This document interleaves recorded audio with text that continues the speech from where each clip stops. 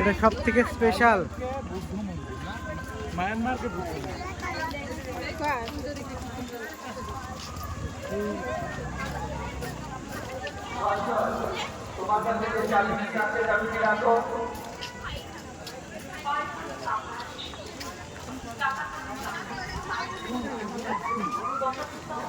সঞ্জয়, তুমি বাইকের পাশেই থাকো, যার চাবি সে এখানে খোঁজাখুঁজি করছে তাকে আমরা পাঠিয়ে দিচ্ছি। সঞ্জয়, যে বাইকের চাবিটি হারিয়েছে তোমার কাছে রয়েছে, বাইক নিয়ে এসেছেন, তাকে পাঠিয়ে দিচ্ছি, তুমি চাবিটা দিয়ে দেবে।